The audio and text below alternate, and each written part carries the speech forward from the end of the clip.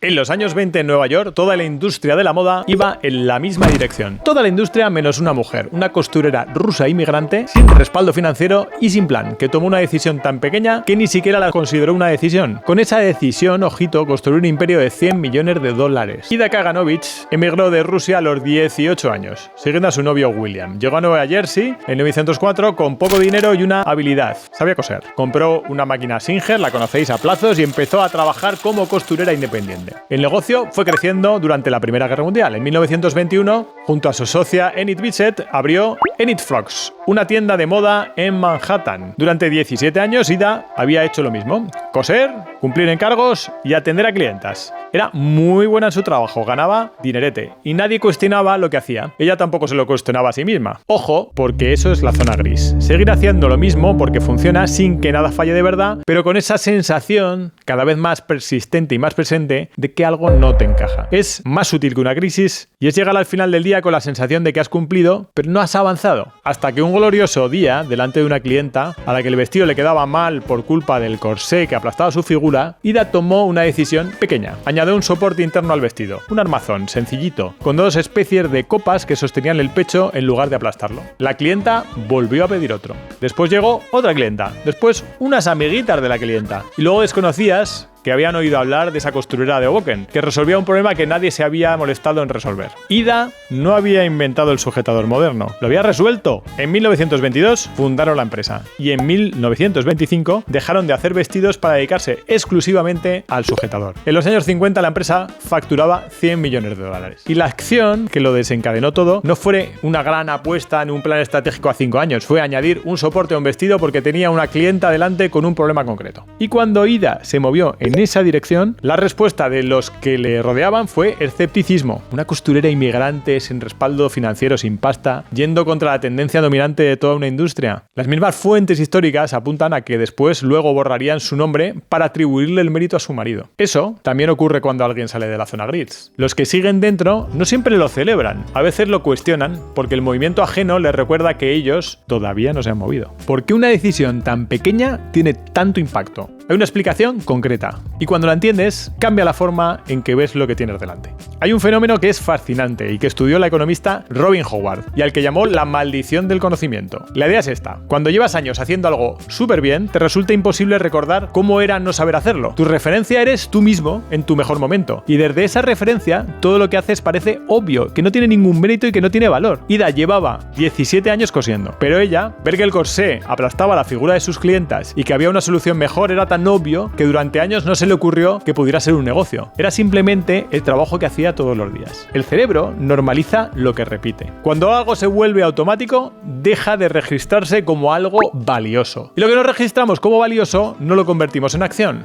Lo seguimos haciendo en una especie de piloto automático sin ver que ahí puede estar la palanca que puede cambiarlo todo. Fíjate que la acción pequeña que Ida tomó no requería una valentía extraordinaria ni especial ni una visión de futuro. Solo requería ver lo que ya tenía delante sin el filtro del esto es lo que siempre hago, así que no cuenta. Y eso lo veo todas las semanas en personas que tienen una acción pequeña delante de sus caras y no lo están viendo. Recuerdo especialmente a Jaime, un ingeniero de datos que llevaba 9 años en su empresa y tenía una habilidad que usaba cada semana sin darle ninguna importancia. Era capaz de coger un análisis técnico complejo y explicárselo a cualquier persona de negocio en 5 minutos, sin jerga especial, sin ese vocabulario raro y sin perder rigor además. Sus compañeros lo llamaban constantemente para que tradujera los datos antes de presentar a dirección. Cuando llegó a hablar conmigo, llevaba meses pensando en cambiar de empresa, porque sentía que no avanzaba. En ningún momento se le ocurrió que lo que hacía cada semana de forma gratuita y que sin que nadie se lo pidiera, era exactamente lo que la organización necesitaba desarrollar de forma sistemática. Para él era tan obvio que no contaba en su cabeza. La acción pequeña que Jaime determinó y tenía delante era concreta. Tenía que proponerse dar una formación interna sobre cómo leer e interpretar los informes de datos. No tenía que reinventarse, no tenía que buscar otro curro, no pedir un ascenso, solo convertir en algo deliberado y visible lo que llevaba 9 años haciendo de forma invisible. Y pensando en esto me vienen otros dos perfiles a la cabeza. El primero es Javier, un director comercial que llevaba 14 años cerrando clientes difíciles. No por precio, sino por la forma en que escuchaba y reformulaba el problema del cliente antes de ofrecer nada. Sus cierres tenían el doble de tasa de éxito que los del resto del equipo, pero nunca intentó explicar cómo lo hacía. Para él era intuición, no método. La acción pequeña que tuvo delante fue acompañar a un compañero junior en las próximas visitas comerciales y hacer una sesión de feedback de 20 minutos después. Solo esa conversación? El segundo caso es el de Laura. Llevaba 11 años siendo la persona a la que todos consultaban antes de entrar en una reunión importante. Es la que tiene criterio para decidir bajo presión cuando nadie más quiere decidir. Pero ese criterio existía solo en su cabeza. Nunca lo había puesto por escrito, ni lo había compartido como punto de vista propio. La acción pequeña que tuvo delante fue escribir un documento de una página con su análisis sobre un problema abierto en la empresa y compartirlo con su equipo. Mirad, tanto Javier como Laura tienen perfiles totalmente diferentes, son distintos, trabajan en sectores distintos y sus habilidades no tienen nada que ver entre sí, pero comparten exactamente el mismo problema. La acción que los saca de donde están no es grande, es pequeña, es concreta y está disponible ahí mismo. Lo que ocurre es que el cerebro no la registra como suficientemente importante para actuar sobre ella. ¿Qué competencias concretas tenía Ida para ver y actuar sobre esa acción pequeña? Son 3 y se pueden entrenar. Trabajo con un sistema de 7 competencias, habilidades concretas y entrenables que funcionan como el combustible para salir de la zona gris. Hoy me centro en las 3 que explican directamente por qué Ida vio y actuó sobre su acción pequeñita. La primera, autoconciencia operativa. Ida vio el problema de su clienta porque llevaba 17 años mirando cuerpos reales con ojos de costurera. La autoconciencia operativa es la capacidad de ver lo que haces con los ojos de alguien que lo ve por primera vez.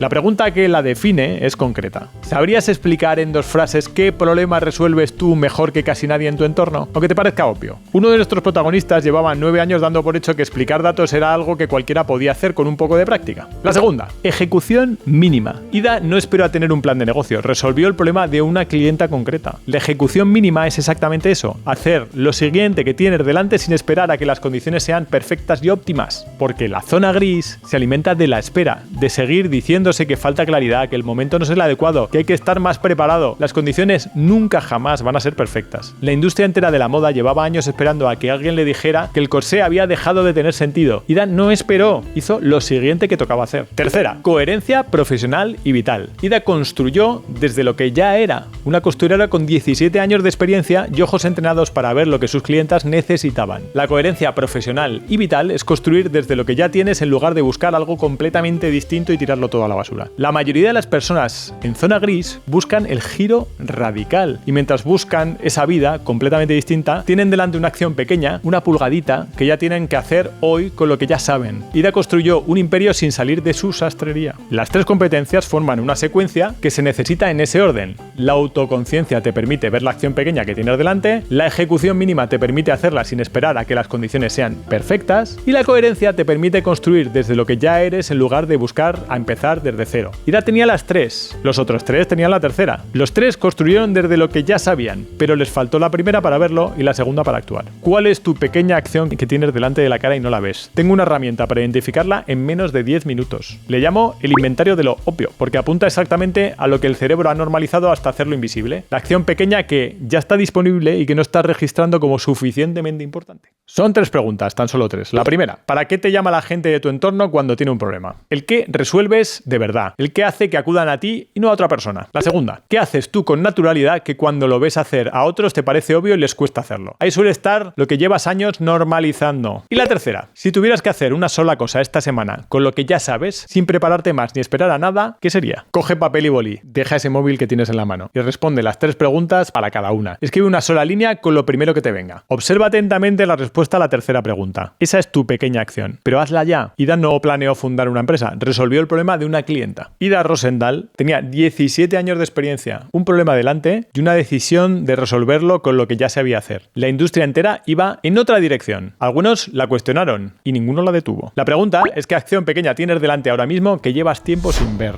Llevo más de 15 años trabajando con personas en ese momento exacto. Cuando la acción ya está disponible, pero el cerebro no la registra como suficientemente importante. Hace un tiempo creé un diagnóstico gratuito para ayudar a identificar en qué estado estás de tu carrera profesional y personal. Se llama el test de la zona gris. Tardas menos de 2 minutos, te lo prometo, y te dice en qué área tienes la fuga más grande o te has atascado. Lo tienes en el enlace. Si quieres seguir viendo casos como el de Ida, personas que encontraron su acción pequeña y actuaron sobre ella, suscríbete. Hay uno nuevo cada semana. Nos vemos en el siguiente.